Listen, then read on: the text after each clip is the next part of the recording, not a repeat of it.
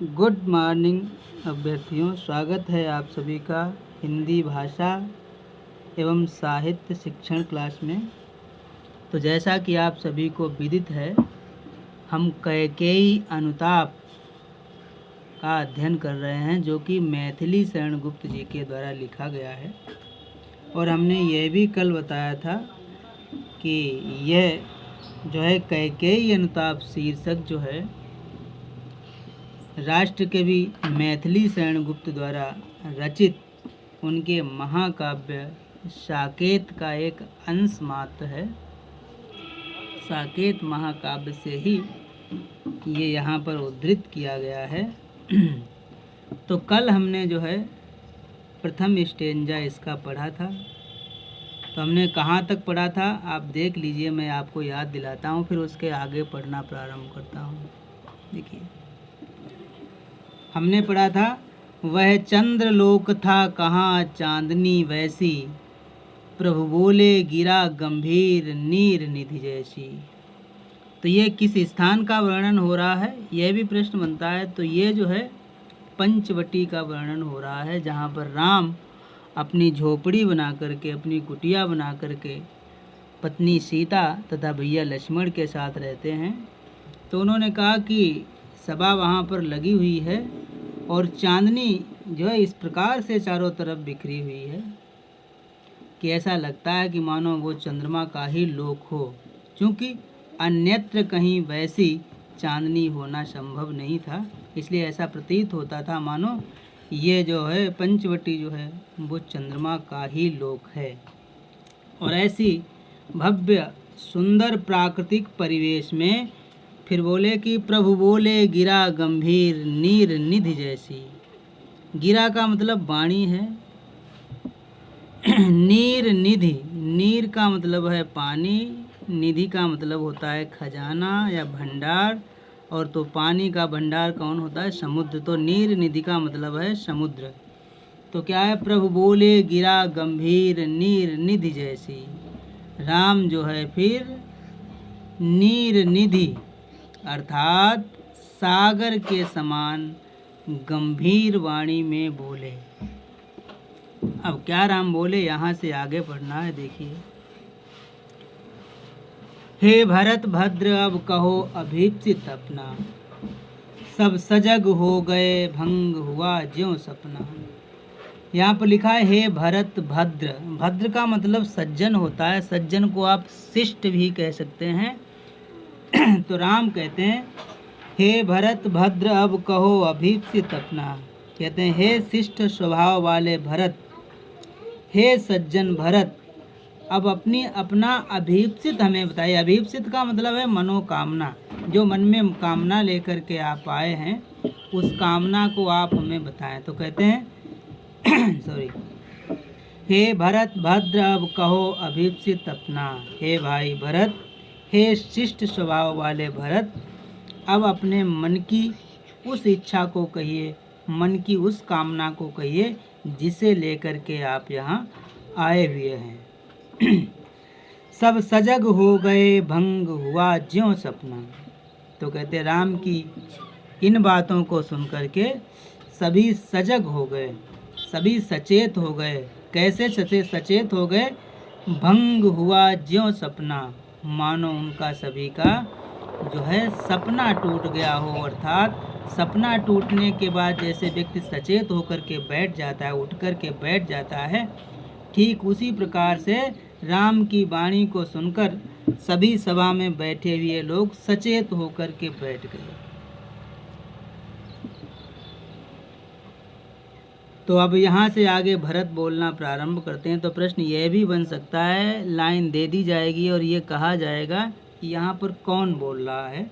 तो ये भी प्रश्न बनता है, इसलिए ध्यान रखें इन बातों को। तो यहाँ से भरत बोलना प्रारंभ करते हैं।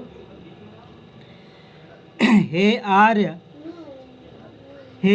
रहा क्या भरत अभीप्सित अब भी, मिल गया अकंटक राज्य उसे जब तब भी। तो भरत कहते हैं, आर्य कहते हैं बड़े भाई को कहते हैं, पति को भी कहते हैं और पिता को भी कह सकते हैं। तो आर्य शब्द ऐसा है, किसी भी श्रेष्ठ व्यक्ति के साथ इसका प्रयोग कर दिया जाता है। तो उसी को संबोधित करते हुए भरत कहते हैं, हे आर्य रहा क्या भरत अभीप्सित अब भी। तो भरत जी कहते हैं, हे भैया राम, हे श्रेष्ठ भ्राता राम, क्या भरत के मन में अब भी कोई कामना शेष हो सकती है।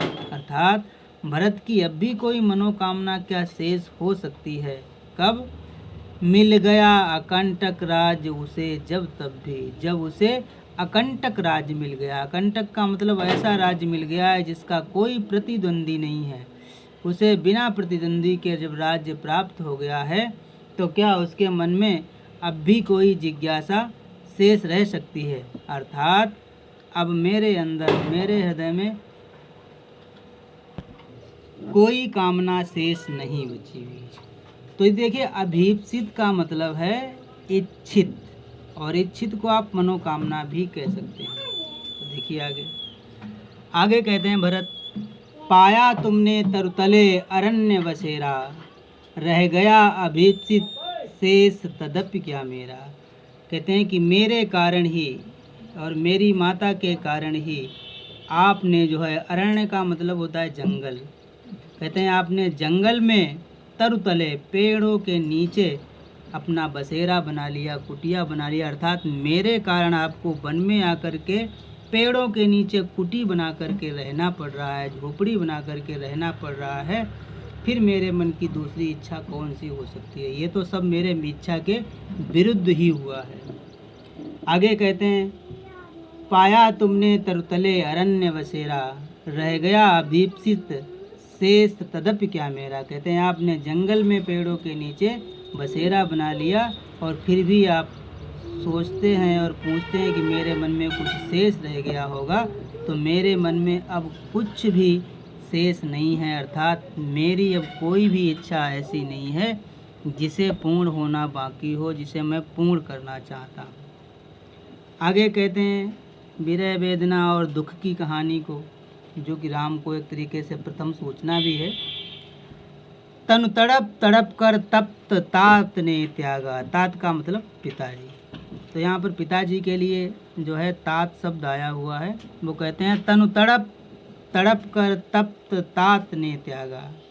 कहते हैं पिताजी ने जो है तड़प तड़प करके अपना शरीर त्याग दिया। अर्थात तड़प तड़प करके पिताजी की मृत्यु हो गई आपके वन चले आने के कारण। क्या रहा अभीप्सित और तथापि अभागा। और कहते हैं इतने सारे जो है उपद्रव मेरे कारण हो गए हैं, फिर भी क्या रहा अभीप्सित, फिर भी क्या मेरी कोई मनोकामना शेष हो सकती है।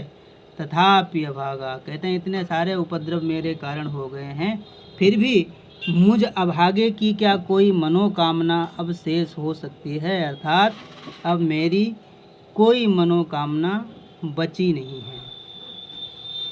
आगे देखिए, हाँ इसी अयस के हेतु जनन था मेरा। भरत कहते हैं कि हाँ मुझे लगता है कि हमारे ऊपर ये अपयस लगाया जाए। अपयस का मतलब बुराई है, अयस का मतलब बुराई है, अयस को ही अपयस कहते हैं, अपयस का मतलब बुराई है। तो हाँ इसी अयस के हेतु जनन था मेरा। कहते हैं लगता है कि मेरे ऊपर ये अपयस लगाया जाए आपके वन गमन का। कहते हैं क्या इसी के लिए मेरा जन्म हुआ था। निज जननी के ही हाथ, निज जननी के ही हाथ हनन था मेरा। कहते हैं माता तो सबको पाल कर बड़ा करती है, उसकी तरक्की का साधन बनती है और तैयार करती है उसकी तरक्की के, अपने पुत्र की तरक्की के साधन। लेकिन मेरे साथ कहते हैं विपरीत हुआ है। निज जननी के ही हाथ हनन था मेरा। कहते हैं कि मुझे तो ऐसा लगता है कि मेरी माँ ने ही अपने हाथों से मुझे मार दिया।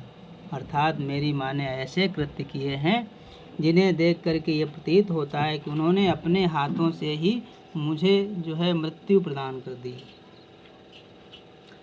अब कौन अभीप्सित और आर्य वह किसका।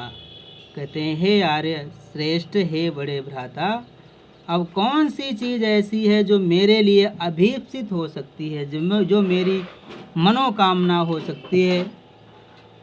और आर्य वह किसका, और वो मनोकामना फिर किसके लिए होगी। अर्थात अब मेरी न तो कोई वस्तु मैं प्राप्त करना चाहता हूँ और न किसी वस्तु को प्राप्त करने के लिए मेरे पास कोई उद्देश्य श्रेष्ठ है। संसार नष्ट है, भ्रष्ट हुआ घर जिसका। कहते हैं दुनिया में उसके लिए संसार नष्ट हो जाता है, संसार का कोई उस व्यक्ति के लिए मूल्य नहीं बचता है जिसका घर भ्रष्ट हो जाता है, जिसका घर टूट जाता है, उसके लिए संसार का कोई मूल्य शेष नहीं बचता है। मुझसे मैंने ही आज स्वयं मुँह फेरा, हे आर्य बता दो तुम्हें अभीप्सित मेरा। तो भरत कहते हैं कि मुझे तो अपने आप से इतनी घृणा हो गई है कि मुझसे मैंने ही आज स्वयं मुँह फेरा। आज मैंने अपने आप से मुँह फेर लिया है, अर्थात आज मुझे अपने आप से ही घृणा हो गई है। हे आर्य बता दो तुम ही अभीप्सित मेरा। कहते हैं अब मेरे अंदर तो कोई मनोकामना शेष नहीं बची है, लेकिन हे भैया राम, अगर आपको प्रतीत होता है कि मेरी कोई कामना शेष हो सकती है तो हे आर्य बता दो तुम ही अभीप्सित अपना। तो हे आर्य, हे बड़े भ्राता, आप ही बता दीजिए कि मेरी कौन सी मनोकामना अब शेष बची हुई होगी। तो इस प्रकार से आपने यहाँ तक आज अध्ययन किया है। इसके आगे का हम अगले वीडियो में देंगे, या कल की कहना चाहिए कल के वीडियो में आपको प्रदान करेंगे। तो अगर वीडियो अच्छा लगा है तो लाइक करें और इसे शेयर करें ज़्यादा से ज़्यादा लोगों में, तथा हमारे चैनल को भी सब्सक्राइब करें। फिर मिलते हैं कल एक अच्छे वीडियो के साथ, तब तक के लिए इंतज़ार करें। धन्यवाद।